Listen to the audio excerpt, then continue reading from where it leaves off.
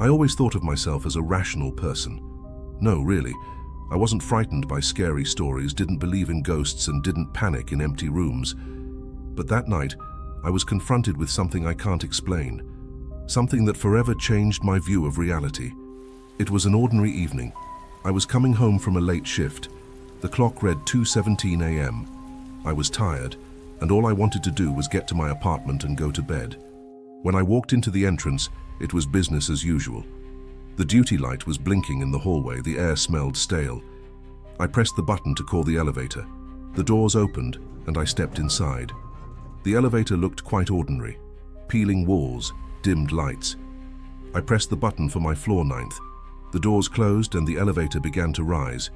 Everything was standard, until something happened that I can't explain. The elevator suddenly jerked, a slight jolt, as if something made it stop for a moment. Then the numbers on the board froze. I didn't think much of it at first, but then I noticed the elevator was going down. I tried to press the stop button, but it didn't work. Neither did the floor buttons. It continued downward even though I knew for a fact that our house didn't have a basement. Another tug, and the door opened. In front of me was a hallway, narrow, long, with dim, flickering lamps. The smell. It was unbearably musty, like something rotting in the dark. My heart beat faster. This was wrong. It wasn't supposed to be this place. I stood without leaving the elevator. Then I heard footsteps. Somewhere in the back of the hallway, someone was slowly moving toward me. A muffled sound, rhythmic, crisp. One step, a second. I couldn't make out the figure, just a shadow rippling in the distance. My insides twisted with a chill that seemed to run up my spine. My hand went to the close doors button. The elevator didn't respond. I waited, watching the footsteps grow closer. Then the silhouette froze, and then it ran. I don't remember exactly how I pressed all the buttons at once. I only remember that the elevator jerked upward. The doors closed at the last moment, when the dark figure was too close. When the elevator stopped, the doors opened and I found myself on my floor. Everything looked normal. The corridor was normal. The lights were bright. But one detail kept me on my toes. There were wet footprints in front of my apartment door. They were coming from the elevator. The next morning I checked. There were no underground levels in the house, but that wasn't the worst part. When I went into the elevator the next evening, it smelled damp, and there were wet footprints on the floor, like someone had been here recently. Like someone had come back. I don't use elevators anymore, but sometimes I can hear someone coming downstairs, even when no one's in the house. I couldn't just let it go. Curiosity was eating me up inside. I knew if I didn't find out what happened that night, I'd go crazy. So I decided to do an experiment. The next night, I waited for the same time, 2:17 a.m. I stepped into the elevator, inhaled deeply, and pressed my floor button. This time the elevator didn't twitch. It went up, just like it was supposed to. I was beginning to think I was just imagining things, but then it stopped again, and it went down again. I didn't resist. I decided to see what happened next. The doors opened and in front of me was the same corridor. The lights were dimmer this time. The lamps barely flickered, and the air felt even heavier, as if something was decomposing in the room. This time I took a step forward. I didn't know why. I just felt like I had to. With each step, the floor beneath my feet grew wetter and the air grew colder. I didn't see anything suspicious, but I felt that someone was watching me. Then I heard a voice, a whisper, quiet, barely audible, as if someone was speaking directly into my ear. I couldn't make out the words, but I could sense the meaning. Come back. I ran back to the elevator. The doors were open, but when I got in, the floor buttons were gone. The panel was blank. I pressed on the wall, but nothing happened. There was a sound from behind me, that same rhythmic, measured pounding. It was closer than before. I turned around and saw something emerge from the darkness. It was tall, too thin, and its movements were cramped, as if each effort was difficult. It raised its head slowly, and I saw that it had no face. The elevator doors closed. I felt a sharp plunge downward, harder than before. My ears were ringing. My heart was beating so hard I thought it would burst out. And then suddenly, silence. I opened my eyes and saw my apartment in front of me. An ordinary hallway, bright lights. I stood in front of the door as if nothing had happened, but I knew it wasn't over. I could hear his breathing behind me. In the reflection of the mirror across the hall, I saw wet footprints stretching from the elevator, right behind me.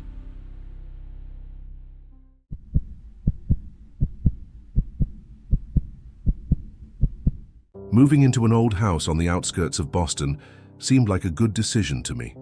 Cheap housing, spacious rooms, quiet. I had planned to settle in, get used to the new place, but something seemed odd to me from the start. The first night I realized that the house was unusually quiet. It didn't have the usual creaks, the muffled groans of wood, the noise of the street outside the windows. The silence was stifling. But as night fell, I heard something different. I woke up in the dark, not immediately realizing what had awakened me. I listened. Silence. I was about to go back to sleep when suddenly I heard it. A muffled, barely perceptible thumping. It was muffled, like it was coming from under the floor. 2 thumps, then silence. A few seconds, 2 more thumps. I tried to convince myself it could be anything. Old pipes, a settling house, mice. I rolled over onto my other side and fell asleep. But the next night, it happened again. I lay in the dark, holding my breath. The knocking became more distinct. I sat up on the bed, looking at the floor. Somewhere in the depths, under the boards, something was pounding slowly and rhythmically. I cautiously lowered my hand, put my palm against the cold wood. I froze. And then there was another knock, exactly under my hand. I yanked my palm away, my heart pounding frantically. I thought it might be a play of imagination, but the sound kept me awake. It was constant, from deep inside the house, from the very bowels of the house. A week passed, and I realized that the pounding wasn't just repeating, it was changing. It was becoming clearer. Every night it sounded closer, like something was getting closer to me. During the daytime it would disappear, leaving me feeling like I was going crazy. I tried to find the cause. I walked around the house, knocked on the walls and floors, went down to the basement. Nothing. No pipes, no voids, no signs of rodents. But every night he came back. One evening, as I sat at the table with a book, the sound came not from under the bedroom, but from the living room. I lifted my head, listening. It sounded louder now, more insistent. A knock, a pause, a knock. My heart clenched. I slowly stood up and made my way to the center of the room, where the floor looked a little darker, as if the wood was older or wetter here. I squatted down, gently running my hand over the boards. A knock, right under my palm. I jumped up. Panic was building in my chest. Not mice, not a draft. Someone or something was there, in the darkness beneath me. I tried to calm myself down, but sleep never came that night. In the morning, I bought a scrap. I sat in the center of the living room, the old floor in front of me. I took a deep breath and pried up the plank. It gave way with a crack. Underneath it revealed a layer of brickwork, old, covered in dust. I tapped on it. A muffled sound. Stone. But then why was the tapping so distinct? I examined the masonry and noticed one thing. The mortar between the bricks was soft, as if someone had recently disturbed it. Or something was trying to break through. I leaned closer, and that's when I heard a new sound. Not a knock, a rustle, like someone was scratching at the stone from the inside. I felt a chill run down my arm. In the darkness, I saw a subtle movement. Thin, long fingers began to slip through the gap between the bricks. The skin on them was waxy, pale, with torn nails and bits of dirt stuck underneath. My fingers fumbled for something between the bricks. Thin threads. Hair. I yanked them, and a scrap of something pale slipped out of the gap, like a piece of skin. I shuddered. I jerked back, nearly toppling over backwards. The rustling became more intense. Something was moving behind the masonry. I heard a low, cracked whisper. "You opened the door." I froze. My whole body paled. The voice was faint, but it was definitely coming from behind the masonry. I slowly looked up and noticed movement against the wall. The closet, which had been standing still all this time, slowly opened its doors. Something moved in its dark depths. I saw eyes, black, empty, without iris or pupil. The face slowly emerged from the gloom. The mouth was torn, the cheeks sunken, the skin as if stretched over the skull. I couldn't stay here any longer. Panic gripped me. I rushed to the door but barely took a step as I felt a cold touch on my wrist. Ice-cold fingers closed on my skin. Before I could scream, I was yanked forward into the darkness, and everything disappeared. The last thing I heard was not a knock, not a whisper, laughter. Everything was blurry in my eyes. Darkness, endless, viscous, squeezing me. My breath hitched, the air became thick as syrup. I felt like I was falling, but the ground never met me. Just the feeling of moving down, deeper, to where there was nothing. And suddenly, my eyes opened. I was lying on the wooden floor. It was my living room. Everything was in place, but something was wrong. The air smelled damp, as if the house had aged 100 years overnight. I got to my feet, but with difficulty my body wouldn't listen. The wood beneath my bare feet felt alive, warm. The knocking came again. Now it was everywhere. From below, from above, from the walls. It beat around me like a heart. And in that silence, filled with sound, I heard a new voice. "You are with us now." The voices. They were laughing.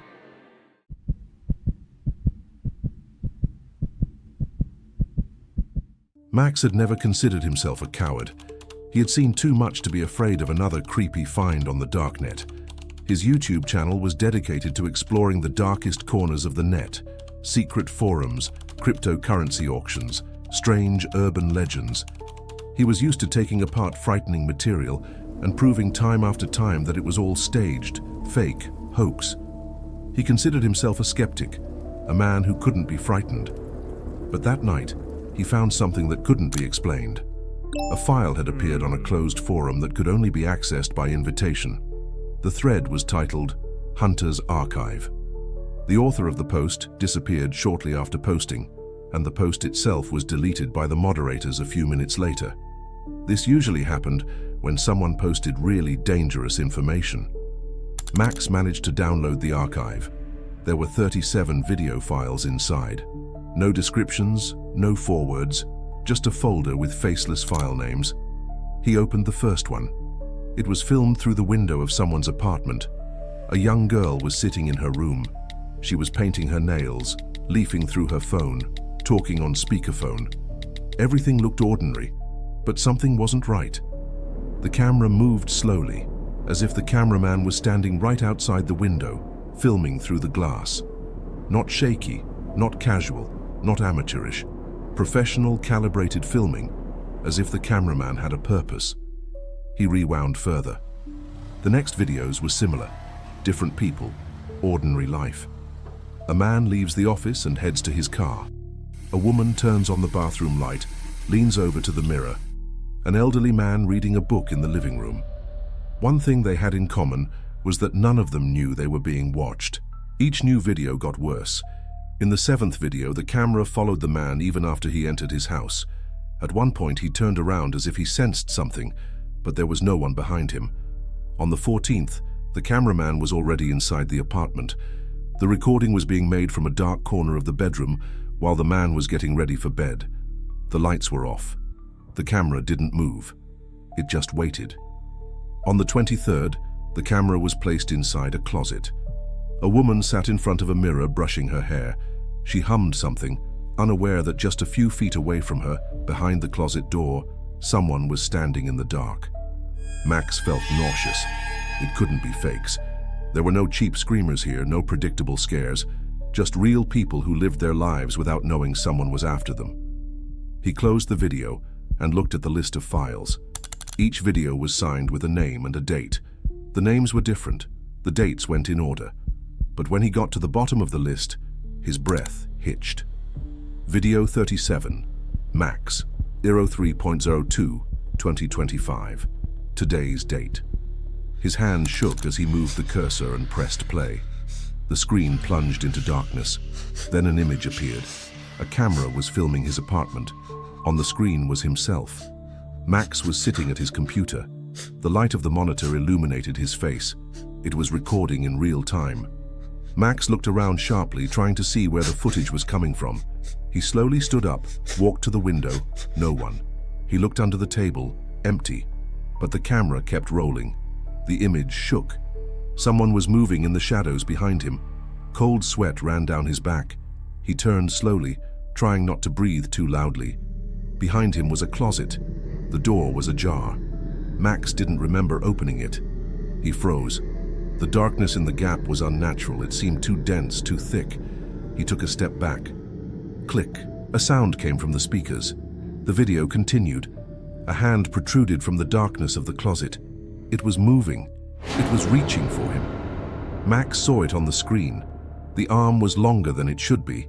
The skin was pale, fingernails too long. Max didn't turn around. He felt something behind him, but he couldn't move.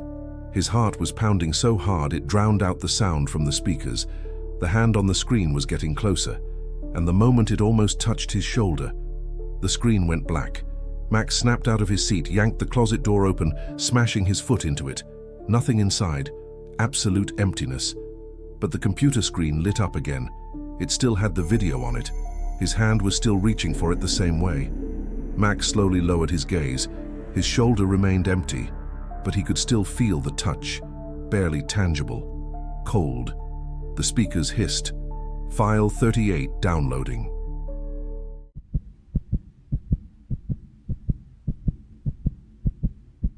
When Adam moved into his new home, he didn't expect anything special.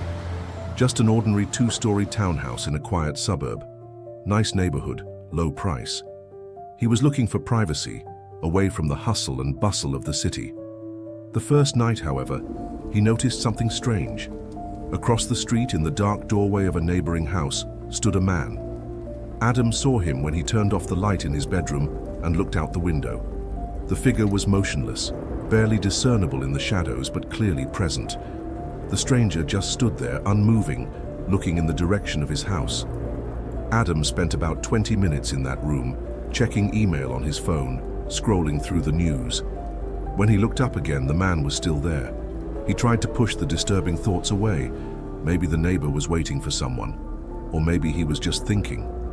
People acted strangely sometimes. The next evening, however, he reappeared. Every evening at about the same time, a figure appeared in the doorway of the neighboring house. He didn't move, he didn't go inside, he didn't do anything. He just stood there. It became unbearable. On the fifth day, Adam ventured out onto the porch and asked loudly, "Hey, is everything all right? Do you need any help?" The figure didn't move. The silence coming from it seemed pressurized, unnatural. Like this person wasn't supposed to be here. Something clenched unpleasantly inside, but he tried not to think about it. That night he closed all the curtains, but sleep never came. Around 3 in the morning, Adam awoke to a strange cold sensation. The room was freezing cold, as if the air conditioner had been turned on full blast. He pulled the blanket higher, but the sensation didn't go away. He slowly sat up in bed, looked around, and noticed that the curtain was slightly ajar. He definitely remembered closing it before he went to bed. His heart beat faster, but he forced himself to breathe steady. Trying not to panic, he reached for his phone to check the time, but before he turned on the screen, he noticed something strange with his side vision. There was a man standing outside the window. He had gotten closer. Now he wasn't in the doorway of a neighboring house. Now he was standing in the middle of the street right in front of Adam's windows. Goosebumps ran through his body. This was unnatural. No one stood like that in the middle of the night, motionless, for hours. He clutched his phone. The thought of calling the police was the first thing that came to mind, but how would he explain it? Is this man just standing there, not threatening, not approaching? Could it just be a random passerby who wasn't feeling well?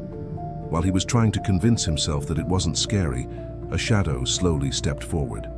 It was a slow, careful movement, as if the figure knew exactly what Adam was looking at. He froze, unable to tear his gaze away. He could have run, screamed, but something inside paralyzed him. He abruptly backed away from the window, grabbed the remote, and turned on the lights in the room. When he looked out the window again, he wasn't there.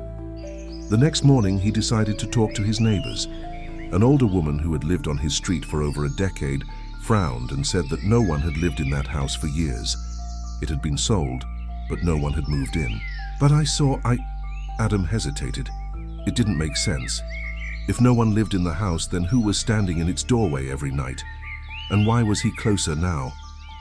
That night, Adam didn't bother to turn off the light. He tried not to look out the window, turned on a movie, leafed through his phone just to keep his mind off it. But something was wrong. A feeling, sticky and unpleasant, pressing against his chest. It was in the air. It was like something had changed. Something had gotten closer. He looked up. A man was standing on his porch. Adam inhaled sharply. The room was terribly cold, much colder than last night. His skin was covered with goosebumps. This couldn't be true. The figure was here, right next to him. But the face, it wasn't there. Or rather, it tried to be. Darkness hid it, but in the depths of that blackness, shadows of features flickered. It was as if someone had tried to upload a photograph, but it had never fully developed. The blurred contours of the face changed every second, as if someone were scrolling through an endless gallery of images, trying to choose the right one. He knew he shouldn't look, but he was looking. And then, the man took a step forward. Adam woke up from the cold. He was lying in his bed. Had all of this? Had it all been a dream? But his heart was pounding as hard as it ever had. The room was very quiet. Too quiet. A silence so deafening that there wasn't even the noise of the city. There wasn't the sound of the refrigerator. There wasn't anything except his breathing. It wasn't his. Adam turned his head slowly. His bedroom door was open. There was a man standing in the doorway. He was here. Adam couldn't see his face, but he knew. This time it was looking right at him.